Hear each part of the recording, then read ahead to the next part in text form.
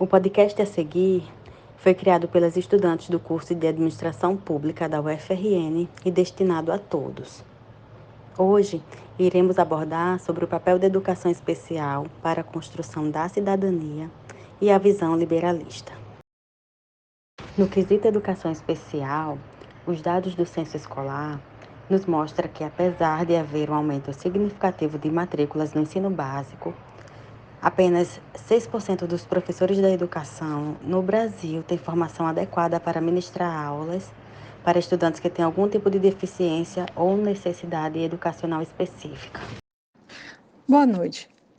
Quando a gente vai falar sobre o papel da educação especial para a construção da cidadania na visão liberalista, a gente vai encontrar uma contradição, porque se você pensar que para John Locke a ideia de educação ideal era a partir de um preceptor e feito dentro de casa, quer dizer, no âmbito doméstico, de lá para cá, muita coisa mudou. Não é possível hoje em dia você falar de cidadania sem pensar no investimento na educação. Mas quando a gente vai falar de educação especial, esse investimento ele tem que ser melhor pensado, mais aprimorado e de uma forma bem estratégica, porque a gente sabe que existe a contenção do dinheiro público e o aumento das necessidades com relação às demandas na área da educação, não é? Enfim, não existe cidadania sem conhecimento dos seus direitos e dos seus deveres. E o exercício do dever de uma pessoa com deficiência, o exercício do direito dessa pessoa com deficiência começa com o acesso à escola. Sem o acesso à escola, não é possível você formar um cidadão consciente do que ele pode, do que ele deve e do que lhe é garantido. A gente tem um rol exemplificativo das garantias constitucionais a partir do artigo 5º, onde é interessante dizer que não se pode quebrar a isonomia, mas se pode tratar desigualmente os desiguais, que cabe bastante no contexto da educação da pessoa com deficiência, né? É uma educação que tem que ser inclusiva, porque essa pessoa tem que estar inserida no contexto social onde ela vai sobreviver durante toda a sua vida, e isso aí já é uma orientação da Declaração de Salamanca, né, que orienta sobre os princípios, as políticas e as práticas da educação de pessoas com necessidades especiais. E então ela fala sobre isso, que você não tem, salvo exceções, casos extremos, você não tem que criar um colégio só para pessoas com necessidades especiais. Você tem que adequar o colégio, a escola, para essas pessoas também, porque elas vão viver não em um mundo separado. Elas vão viver num mundo com todas as pessoas, com todos os tipos de pessoas. E vale salientar que quando a gente fala de deficiência, a gente está falando de um rol de deficiências. Não é só uma auditiva, não é uma questão que tem deficiência visual, não é só um cadeirante.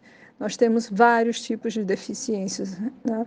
E essas pessoas, elas estão dentro do nosso contexto.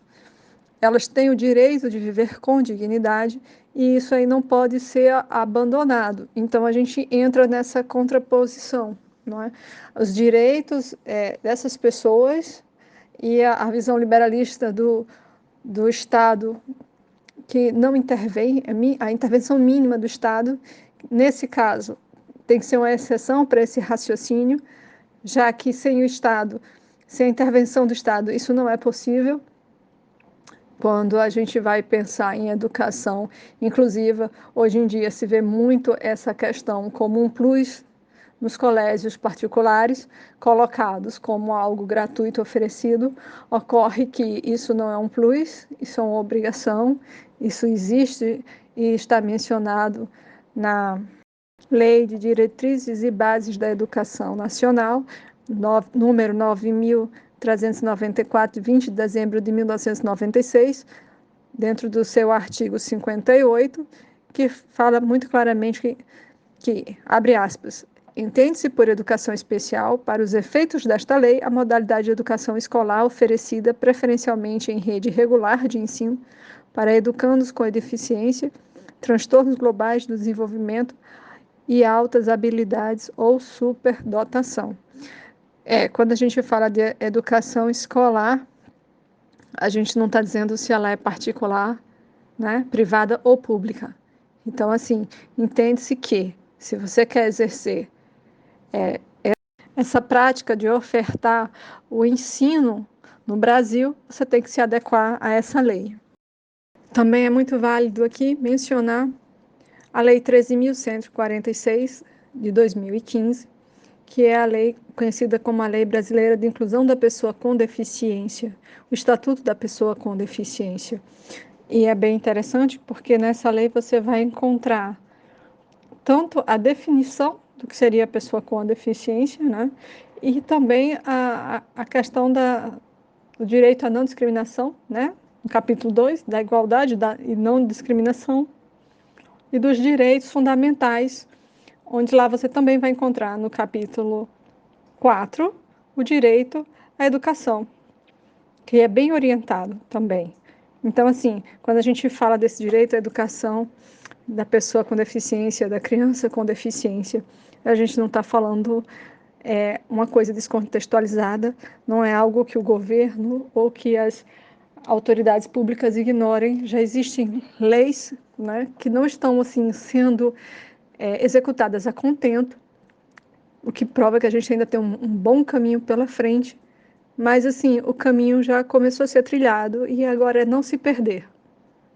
Isso nos mostra que, apesar do embasamento de leis e diretrizes, devemos evidenciar que existe a necessidade de estudo, pesquisas e desenvolvimento com foco na educação especial, onde, em uma sociedade marcada por idas e vindas, formações e transformações em que vivemos, todos têm o seu lugar, e na educação especial não pode ser diferente, pois toda criança possui características, interesses, habilidades e necessidades de aprendizagem que são únicas, e ninguém pode ficar de fora.